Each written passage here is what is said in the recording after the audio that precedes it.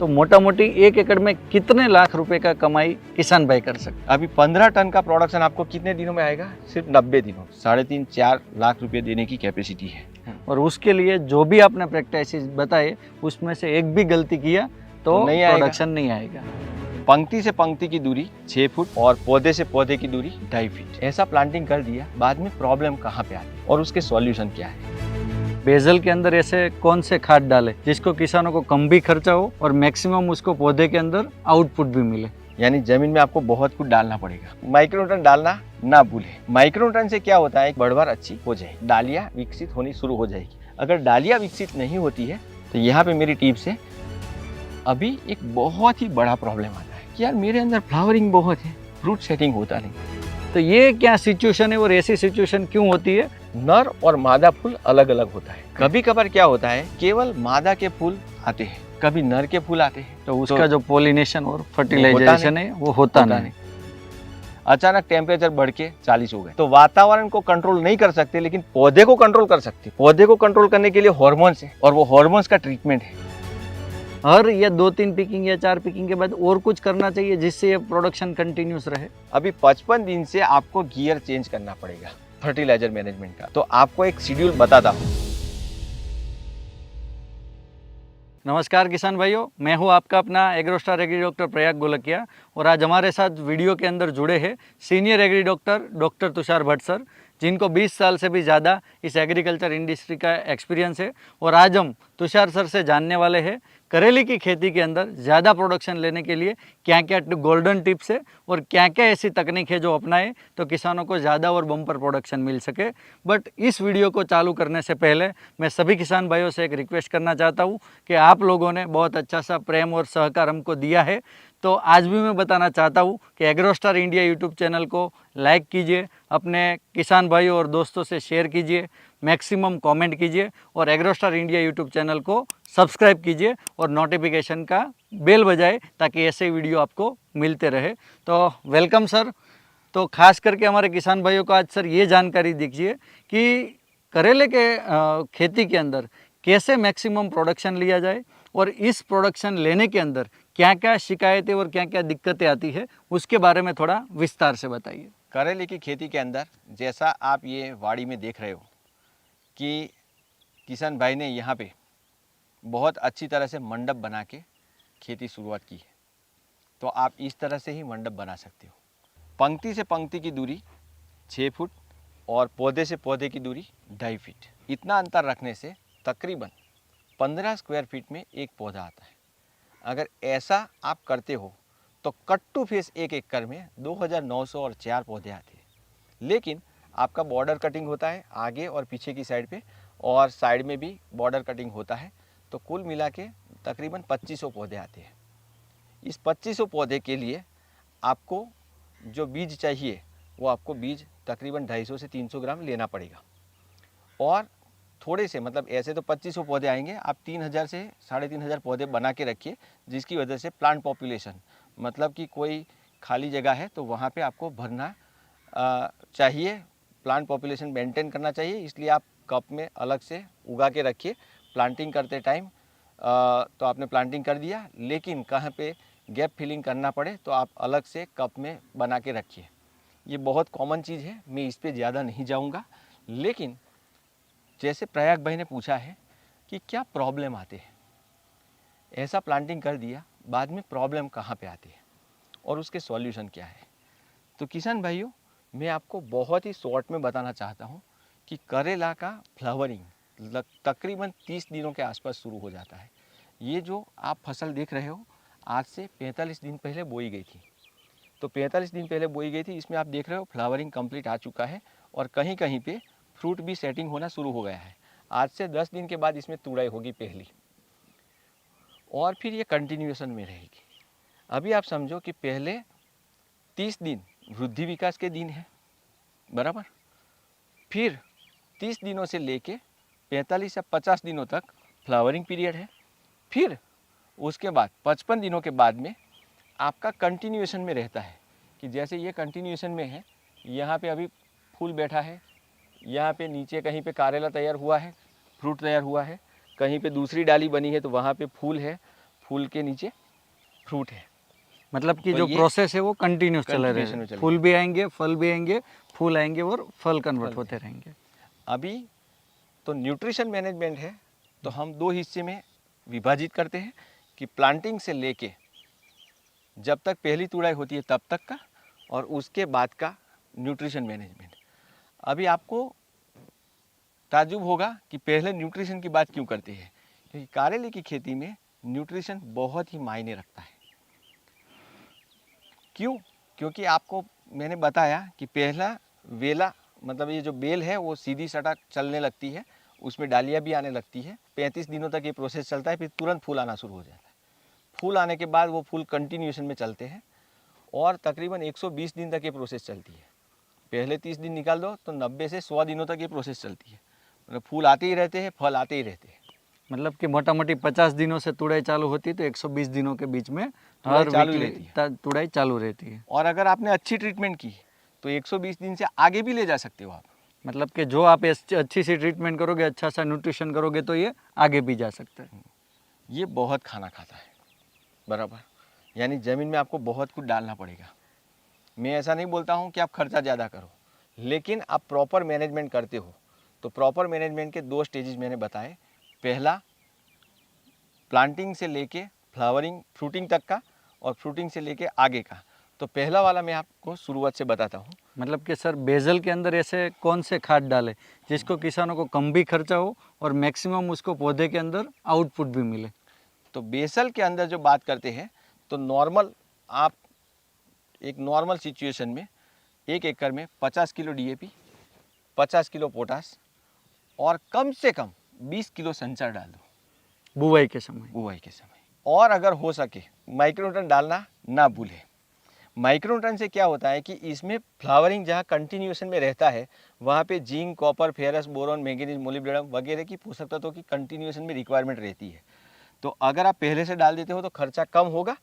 बाद में अगर आपको डालना पड़ा तो चिलेटेड वगैरह स्प्रे करना पड़ा तो आपको थोड़ा खर्चा ज़्यादा होगा। बाद में करेंगे स्प्रे ज़रूरत के हिसाब से, लेकिन टोटली हम स्प्रे से नहीं देंगे, पहले ज़मीन में डाल देंगे।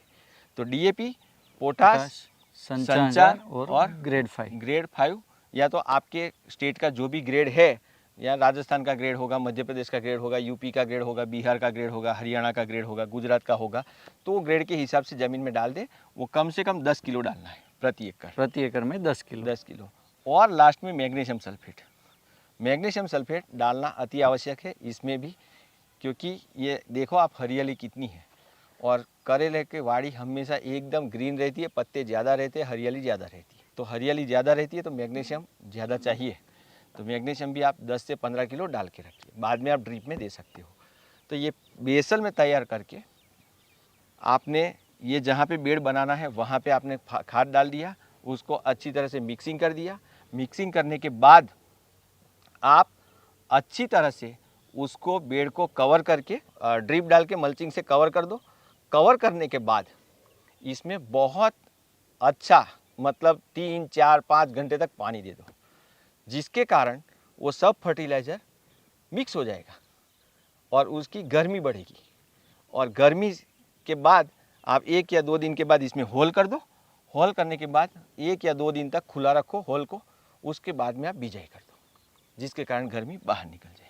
और इसके कारण साथ साथ में जर्मिनेशन भी अच्छा मिलेगा और पौधे की बढ़वार भी अच्छी होगी। तो अभी ये बेसल की बात हो गई। अभी पौधा बढ़ने लगता है तो पहले 30 दिनों में तो आपने बेसल में बहुत अच्छी तरह से फर्टिलाइज़र डाला है, फिर भी अगर आपको लगता है कि वृद्धि विकास अच्छी तरह से नहीं हो रहा है, तो आप 19-19-19 5 किलो प्रति एकड़ हफ्ते में 2 या 3 बार आप दे सकते हो। तो उससे बढ़वार अच्छी हो जाएगी, डालियाँ विकसित होनी शुरू हो जाएगी। अगर डालियाँ विकसित नहीं होती है तो यहाँ पे मेरी टिप्स है कि यहाँ पे आप 1261 फर्टिलाइज़र दे सकते हो। तो 1261 देने से क्या होगा कि पौधा सीधा तो बढ़ेगा, लेकिन साइड में ब्रांच भी आने लगेगी। ये भी आप कर सकते हो। या तो आपकी ज़मीन में उर्वरकता बहुत ज़्यादा है, बराबर, या तो पिछली फसल आपकी बनाना केले जैसी है जिसमें नाइट्रोजन की मात्रा बहुत ज़्यादा होती है, तो जो बेल है वो ज़्यादा बढ़ कर रही है, पत्ते बड़े बड़े आ रहे हैं, लेकिन डालियाँ नहीं बन रही है। तो इसी सिचुएशन में आप 05234 भी डाल सकते हैं। तो 05234 से क्या होगा कि बढ़वार थोड़ी सी रुकेगी और साइड में ब्रांचिंग शुरू हो जाएगी और टाइम पे फ्लावरिंग हो जाएगा। बराबर। अभी आप 30-35 दिनों पे जाते हो, बेल अच्छी तरह से डेवलप हो गई है, तो आपको वहाँ पे जैसे यहाँ पे किया गया है कि जैसे यहाँ पे बेल को ज़मीन से ये एक तार का सपोर्ट है, फिर दूसरे तार का सपोर्ट है, फिर तीसरे तार का सपोर्ट है। ऐसे 3 तार का सपोर्ट तो है ही है, लेकिन उसके साथ में ये रस्सी भी बांधी गई है, तो आप उसमें बेल को फंसा सकते हो। ये एक प्रोसेस आपको कर देनी है, पहले से कर दे तो अच्छा है, लेकिन अभी 30 दिनों तक नहीं किया है तो अभी आपको कर देनी है। इसकी वजह से जब वजन बढ़ेगा, प्रोडक्शन बढ़ेगा, तो इसको बेल टूटेगी नहीं। ये बहुत नाजुक बेल होती है, देख सकते हो आप कि बहुत नाजुक बेल है, वो टूटने की संभावना रहती है। अभी ये एग्रोनॉमी प्रैक्टिस है, उसके साथ में अभी एक बहुत ही बड़ा प्रॉब्लम आता है जिसके बारे में बहुत कम किसान जानते हैं। इसमें जो होता है, नर और मादा फूल अलग अलग होता है। अच्छा, तो कभी कभी किसान क्या बोलते हैं कि यार मेरे अंदर फ्लावरिंग बहुत है, फ्रूट सेटिंग होता नहीं। आपने सुना होगा कभी। और कई सारे किसान भाइयों का ऐसा भी कहना है कि सर फूल तो बहुत आ रहे, जड़ रहे और फूल जो आ रहे हैं तो उसमें से करेला का बन या कन्वर्ट नहीं होता है। हाँ। या फल नहीं दिख रहे हैं, पौधा भी हरा है, फूल भी अच्छे हैं, बट करेले नहीं दिखते। तो ये क्या सिचुएशन है और ऐसी सिचुएशन क्यों होती है और इससे निकलने के क्या क्या उपाय है? अभी आप देख सकते हो, मैं डिटेल में आपको दिखाता हूँ कि इसमें नर और मादा का फूल अलग अलग होता है। कभी कभार क्या होता है कि केवल मादा के फूल आते हैं, कभी नर के फूल आते हैं, तो उसका जो पोलिनेशन और फर्टिलाइजेशन है वो होता नहीं। बराबर। तो पहले बात करते हैं नर के फूल क्यों ज़्यादा आते हैं। कि जैसे ही पौधा स्ट्रेस में चला जाता है, स्ट्रेस कौन कौन से होते हैं, पौधे को क्या स्ट्रेस लगता है, इस पौधे को पोषक तत्वों का स्ट्रेस लगता है कि आपने खाद कम दिया है तो वो स्ट्रेस लगेगा। इसीलिए मैंने बेसल में इतना ज़्यादा फर्टिलाइजर डालने के लिए बोला था, ताकि ये पीछे जो स्ट्रेस ना लगे। कम से कम इसका स्ट्रेस तो आप मुक्ति ले सकते हो। दूसरा स्ट्रेस होता है कि उसमें पेस्ट और डिसीज़ का अटैक हो गया हो। बराबर। जैसे ही मानो कि आपने करेले का सीज़न 2 मेजर है। एक सीज़न है कि मानसून खरीफ में आप कर सकते हो, जो जुलाई या जून में आप बुआई करते हो। दूसरा सीज़न है जहीद का, जो आप फरवरी या तो मार्च में बुआई कर सकते हो। मानो कि आपने बुआई कर दी और वातावरण साथ नहीं दे रहा है, मानसून में बादल छाए हैं, बारिश गिर के बंद हो गई है, नमी ज़्यादा है, तो इसमें डाउनी मिल्ड्यू शुरू हो जाता है। तो जैसे ही डाउनी मिल्ड्यू शुरू हुआ, नीचे के पत्ते झड़ जाएंगे। अच्छा, मतलब कि जैसे कि हमारा पेट होता है वो ख़राब हो जाता है, खाना पत्ता नहीं है, अपटेक नहीं होता, वैसे ही इसके पत्ते खराब हो जाते तो पौधा न्यूट्रिशन नहीं लेता। क्योंकि इसमें क्या है, जो पत्ता है, पत्ता ही सब कुछ है। एवापोरेशन, ट्रांसपिरेशन यहाँ से होता है, तो ये खींचता है ज़मीन से। बराबर। दूसरा, ये खुद खुराक बनाता है सूर्य प्रकाश की गर्मी से, सूर्य प्रकाश की जो टेम्परेचर होता है, सनलाइट से खुराक बनाता है। तो ये दोनों काम पत्ते करते हैं, और पत्ते कम हो गए तो पौधा स्ट्रेस में आ जाएगा। अभी स्ट्रेस में आया तो पौधे को सेंस है, उसका भी दिमाग है, वो क्या करेगा, जल्दी जल्दी से नर ज़्यादा पैदा करेगा। तो आपके खेत में 70-80% नर होंगे, 20-30% मादा होगी। तो ये 20-30% मादा आपका प्रोडक्शन नहीं ले सकती। बराबर। तो ये एक दूसरा प्रॉब्लम है। तीसरा प्रॉब्लम है टेम्परेचर का। अचानक टेम्परेचर में वेरिएशन आता है, अचानक। जैसे कि आपने बुआई की है फरवरी मंथ में, बुआई की थी तब ठंडी चल रही थी, थोड़ी थोड़ी हल्की, जैसे कि 30 डिग्री के आसपास टेम्परेचर दिन का होता है और रात का लगभग 20 से 25 रहता है। बराबर। तो ये नॉर्मल सिचुएशन है। लेकिन आपको एक पौधे को थोड़ा झटका लगता है कि आपने बुआई की थी, वृद्धि विकास हो रहा था, तब तक तो आपका 25 और 30 टेम्परेचर मेंटेन हो रहा था। लेकिन उसके बाद में अचानक मार्च महीना आता है, होली आती है, अचानक टेम्परेचर बढ़ के 40 हो गए 2-3 दिनों में। तो ये जब डिग्री 8 से 10 डिग्री का जो वेरिएशन आता है, तो उसमें पौधे में क्या कुछ प्रोसेस होता है? प्रोसेस ये होता है कि इसमें मादा संख्या घटती है। मतलब कि जो करेला बैठने वाला है वो संख्या कम होती है और जो नर है उसकी संख्या बढ़ जाती है। तो नर का फूल तो है, लेकिन वो जड़ जाएगा। तो आप जो बोल रहे हो ना कि पौधे में हरापन है, सब कुछ है, कोई डिसीज़ नहीं है, लेकिन मेरे पौधे में फूल आके जड़ रहे हैं, तो वो नर के जड़ते होंगे। ये नर तो वैसे भी होने वाला नहीं है, तो वो मादा नहीं है, इसलिए आपका प्रोडक्शन कम होता है। ये बहुत महत्वपूर्ण टॉपिक आपने बताया, क्योंकि कई किसान भाई फफूंद आई है, कीट आई है, ऐसे कर करके फ्लावरिंग सेट करने के कई सारे स्प्रे करके खर्चा फोकट का करते और इनपुट कॉस्ट बढ़ाते हैं। तो ये टॉपिक बहुत इंपॉर्टेंट है कि आपको नर और मादा के फुल भी आइडेंटिफिकेशन करने हैं, और जब स्ट्रेस में पौधा हो तो अच्छे से खाद भी देना जरूरी है। ये बहुत बड़ी सीख है। और उसके अलावा सर क्या क्या वो रीज़न हो सकते हैं? उसके अलावा एक रीज़न ये है कि अब पानी का भी स्ट्रेस होता है कि आप पानी अच्छी तरह से मेंटेन नहीं करते हो। अभी मानसून में किया है, खरीफ में तो ये प्रॉब्लम नहीं आएगा, लेकिन समर में प्रॉब्लम आता है।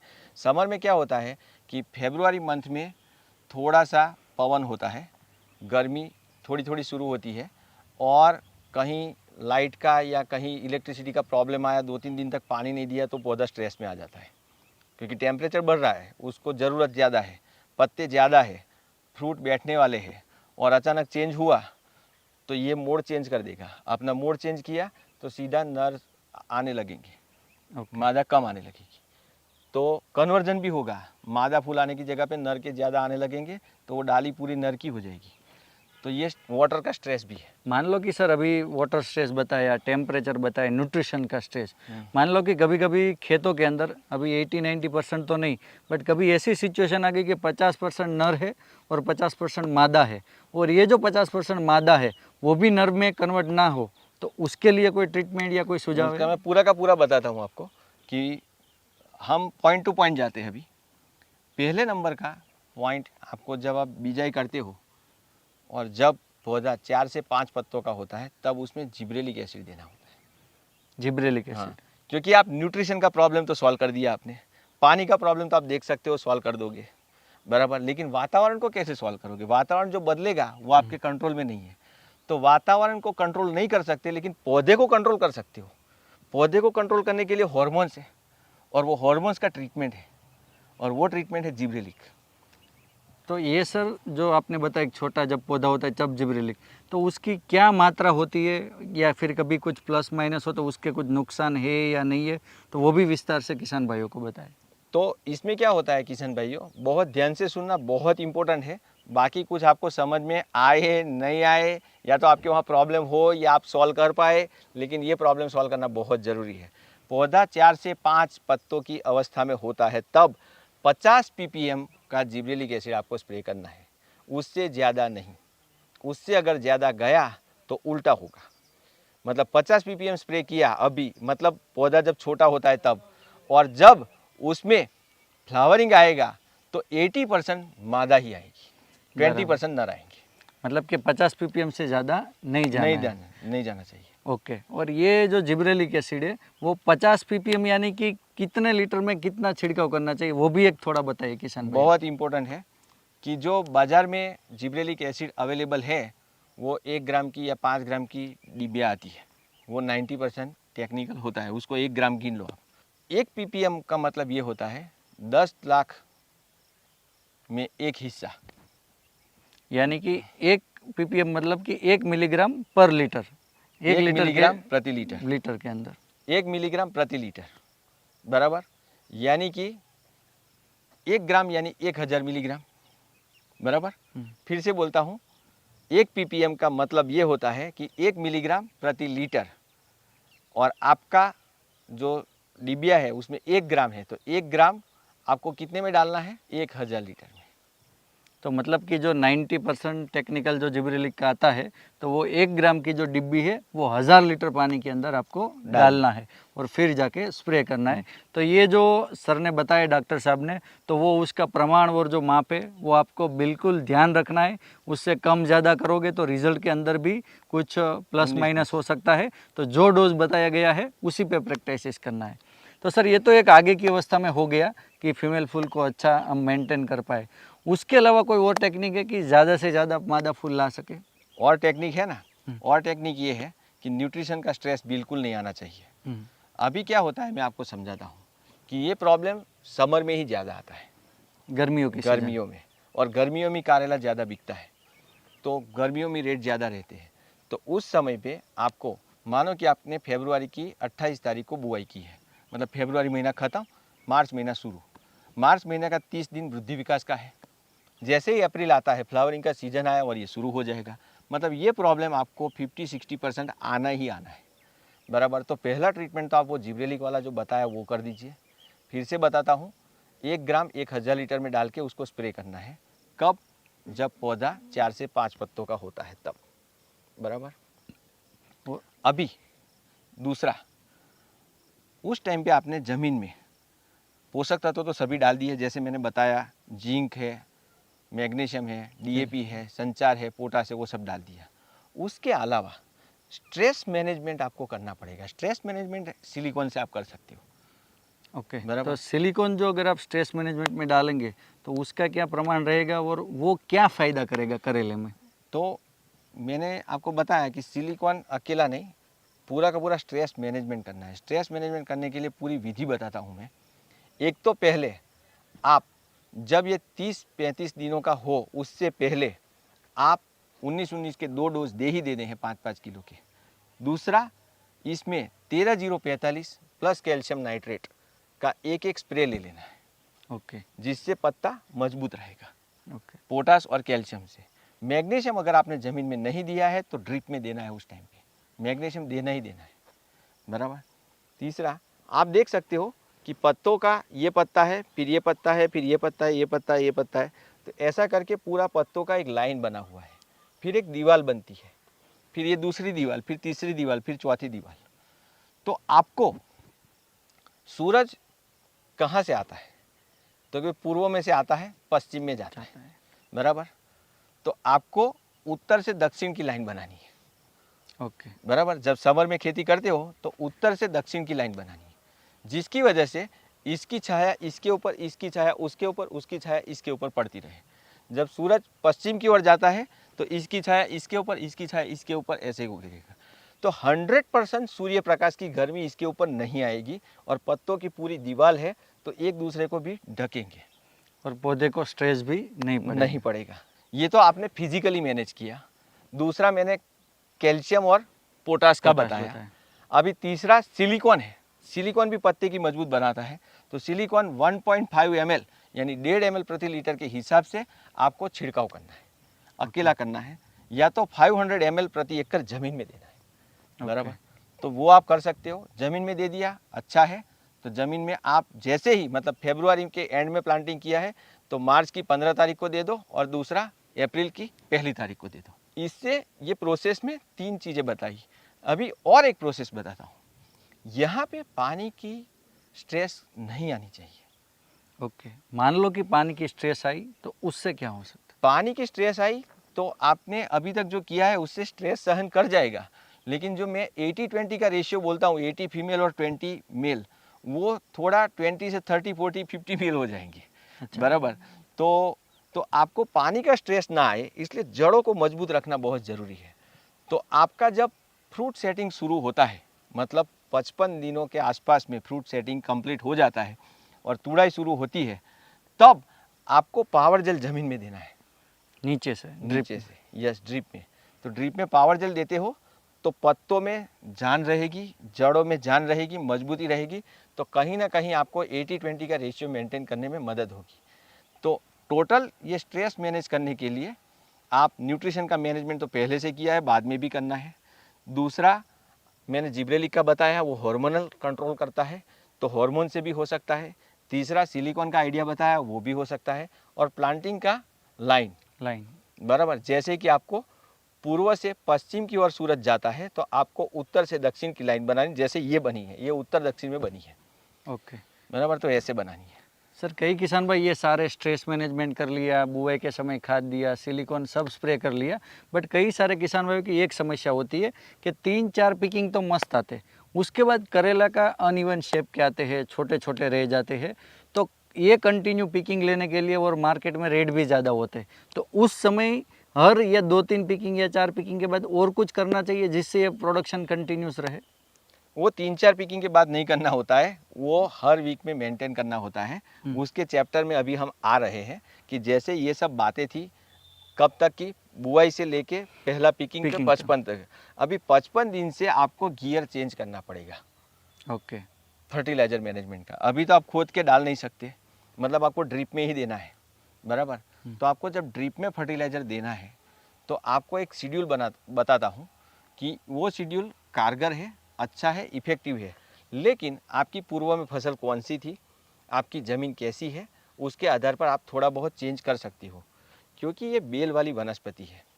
मैंने पहले भी आपको बोला है कैल्शियम नाइट्रेट और पोटाशियम नाइट्रेट आपको देना है, लेकिन जब पहला पिकिंग हो जाता है तब उसके बाद में आपको लाइन में फ्लावर दिखेगा, फ्लावर के नीचे धीरे धीरे करके फल आते रहेंगे। आप एक फल तोड़ते हो, फिर चौथे या पाँचवें दिन दूसरा फल तोड़ते हो, फिर चौथे पाँचवें दिन तीसरा फल तोड़ते हो, तो ऐसा करके ये लाइन चालू ही रहती है। और एक साथ 4-5 डाली होती है, तो एक साथ 4-5 डाली में ये चालू रहता है। आप समझो कि इसका प्रोडक्शन एक अनुमान लगाते हैं कि 15 टन आएगा, बराबर। अभी 15 टन का प्रोडक्शन आपको कितने दिनों में आएगा? सिर्फ 90 दिनों में, क्योंकि पहले 40, 45, 50 दिन तो आपके उसमें चले जाते हैं वृद्धि विकास अवस्था। तो आपको ये 90 दिनों में जो 15 टन का प्रोडक्शन आएगा, बराबर, तो आप डिवाइड कर सकते हो कि 1 एकड़ में आपके पौधे केवल थे 2500, एक पौधा आपको 6 किलो प्रोडक्शन देता है, एक पौधा 6 किलो प्रोडक्शन देता है। और कारेला नॉर्मली अगर काजू कारेला हो तो वो 10 से 12 टन देता है, लेकिन आप 15 टन का एक हिसाब करते हैं अभी हम, तो 15 टन एक 6 किलो आता है। 6 किलो आप समझ रहे हो कि 6 किलो एक पौधा देगा तो कितने कारेले बनाने पड़ेंगे? 6000 ग्राम डिवाइडेड बाई 100, मतलब कि 80 से 100 ग्राम का एक करेला है और 6 किलो वजन आता है, तो मोटा मोटी जो है 100 कारेले बिठाने पड़ेंगे। 100 करेला बिठाने पड़ेंगे, तो जो है वो हमको 15 टन का जो बम्पर प्रोडक्शन है वो मिल सकता है। और उसके लिए जो भी आपने प्रैक्टिसेस बताए उसमें से एक भी गलती किया तो नहीं आएगा। प्रोडक्शन नहीं आएगा। अभी और एक हिसाब बताता हूँ। 100 कारेला है आपको लेना है, बराबर, और आपके पास 90 दिन है, यानी एक दिन में एक कारेला आएगा। हाँ, ये भी है। तो पर डे एक पर करेला डे का- एक कारेला, पर डे एक पौधे में से एक कारेला आपको प्रोडक्शन लेना है। अभी ये हिसाब पक्का हिसाब है, आप कहीं से भी कैलकुलेट कर लेना। ये हिसाब ऐसा है कि आपको हर रोज एक एक कारेला लेना है। भले आप 3-4 दिनों में तुड़ाई करते हो, लेकिन वो तैयार तो एक एक दिन में होता है, बराबर। अभी आप सोचो कि आपने तो पहले 40 दिन पहले, मतलब तुड़ाई से 55 दिन पहले खाद डाल दिया था, बीच में थोड़ा बहुत कैल्शियम नाइट्रेट और पोटाशियम नाइट्रेट दिया था, ज़्यादा से ज़्यादा मैग्नीशियम सल्फेट दिया था, बाद में फॉस्फोरस तो डाला नहीं आपने, बाद में जिंक तो डाला नहीं, तो प्रोडक्शन कहाँ से आएगा? तो इसी समय पे आपको वीकली बेसिस, मतलब आप वो जो 90 दिन है, 90 दिन के हफ्ते में डिवाइड करते हो, बराबर, तो मोटा मोटी अगर 7 से 15 8 दिन हफ्ते, तो 12 से 15 हफ्ते के 12 अंदर से 15 हफ्ते होते हैं। वो 12 के 12 हफ्ते में आपको मैं जो शेड्यूल बताता हूँ वो देना पड़ेगा। बहुत सिंपल है कि सोमवार को आप 1261 दे दो, सिर्फ 5 किलो, ओके, बराबर। सोमवार को। मंगलवार को नहीं देना है। बुधवार को आपको देना है मैग्नीशियम सल्फेट और 13045। उसका सर डोज क्या रहेगा? मैग्नीशियम सल्फेट केवल 1 किलो और 13045 5 किलो बुधवार को। बुधवार को। 1261 5 किलो सोमवार को दिया, मंगलवार को कुछ नहीं, बुधवार को 1 किलो मैग्नीशियम सल्फेट और 5 किलो 13045। और गुरुवार को कुछ नहीं देना है। शुक्रवार को आपको 13045 प्लस कैल्शियम नाइट्रेट 5-5 किलो, बराबर। अभी और है, ये हफ्ते में आपको देते ही रहना है, चालू ही रखना है, बंद नहीं करना है, चालू ही रखना है, बराबर। दूसरा, महीने में एक बार आपको न्यूट्रीफ्लो लिक्विड आपको जमीन में दे देना है। मतलब कि सूक्ष्म पोषक तत्व जो माइक्रोन्यूट्रिएंट है वो 1 लीटर दे देना। 1 लीटर प्रति एकड़ दे ही देना है। प्रॉब्लम है या नहीं है, ये दे ही देना है, बराबर। और तीसरा, बोरॉन आपको 15 दिन में एक बार 500 ग्राम देना है। मतलब 1 एकड़ के अंदर 500 ग्राम हर 15 दिन के अंतराल पे देना ही देना है। तो ऐसा करोगे तो हमने जो हिसाब लगाया है वो नॉर्मल प्रोडक्शन आता रहेगा। अगर वो काजू कारेला सेगमेंट है जो कि आप यहाँ पे देख रहे हो, वो अगर है तो आपको 12 टन जितना प्रोडक्शन आएगा, 10 टन जितना प्रोडक्शन आएगा। अगर वो बड़ा वाला करेला है जो नॉर्मली सेगमेंट चलता है, तो वो अगर होगा तो 15 टन तक आएगा और उससे ज़्यादा भी आ सकता है। जैसे कि हमारे कई किसान भाइयों का एक प्रश्न होता है, सर प्रोडक्शन तो ला दिया, जो छोटू सेगमेंट है वो 10 से 12 टन और जो मध्यम लेंथ वाला माधुरी करेला वगैरह है वो 15 टन, तो 1 किलो की एवरेजन मार्केट प्राइस क्या रहती होगी, और इसको अगर मैं मुनाफा के दर में गिनूँ तो मोटा मोटी 1 एकड़ में कितने लाख रुपए का कमाई किसान भाई कर सकते हैं? ये है ना, market wise, state wise, season wise सब कुछ अलग अलग रहता है।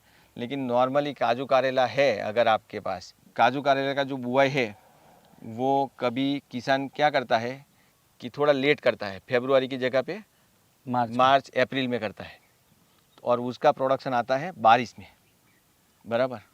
तो उस टाइम पे उनको रेट बहुत ज़्यादा मिलता है, ज़्यादा मतलब 50 रुपये किलो भी चला जाता है। मानो कि आपने 10 टन प्रोडक्शन लिया और 10 टन में 5 टन का भी 50 रुपये किलो बिक गया तो 2.5 लाख तो वो दे देगा। बाकी का 50 टन का मानो कि 30 रुपया मिला, बाकी का 50% का मतलब 5 टन का आपको सिर्फ 30 रुपया मिला, तो वो 1.5 टन देगा। तो इसकी कैपेसिटी है तो 1.5 और 2.5 लगभग 3.5-4 लाख रुपये देने की कैपेसिटी है। मतलब पर एकड़ के अंदर 3.5 से 4 लाख रुपए की मतलब 120 दिनों के अंदर हम कमानी कर सकते हैं। इसकी कैपेसिटी है। लेकिन मैंने जैसे बताया, इसमें बहुत स्ट्रेस आते हैं। स्ट्रेस मैनेजमेंट के लिए आपको बहुत ही काम करना पड़ेगा। उसके लिए कोई भी प्रॉब्लम आता है दूसरा, तो आप हमें कमेंट में बता सकते हो कि मेरे वहाँ तो ये सब करने के बाद भी ये प्रॉब्लम आता है, दूसरा प्रॉब्लम आता है, तीसरा प्रॉब्लम आता है, ज़मीन का प्रॉब्लम है, तो आप वो प्रॉब्लम बता सकते हो। प्रॉब्लम के आधार पे हम सॉल्यूशन दे सकते हैं। तो बहुत बहुत धन्यवाद तुषार सर, ऐसी एक ज़बरदस्त और अद्भुत ज्ञान का खजाना जैसी माहिती हमसे शेयर करने के लिए। और किसान भाइयों, मैं भी आशा रखता हूँ कि ये वीडियो आपको भी पसंद आया होगा। तो इस वीडियो को लाइक कीजिए, अपने अन्य किसान मित्रों के साथ शेयर कीजिए, मैक्सिमम कमेंट कीजिए, और इस वीडियो के अंदर अगर हमसे कोई टॉपिक छूट गया है या आपके एरिया में कोई पर्टिकुलर इश्यू आ रहा है तो वो भी कमेंट करके बताइए। कि एग्रोस्टार इंडिया यूट्यूब चैनल को सब्सक्राइब कीजिए और जो बेल आइकॉन है उसके ऊपर दबाइए, ताकि ऐसे ही वीडियो आपको समयांतर पे मिलते रहे। अब हम आपसे विनंती लेते और रजा लेते हैं। तो तब तक के लिए जय जवान, जय किसान, धन्यवाद।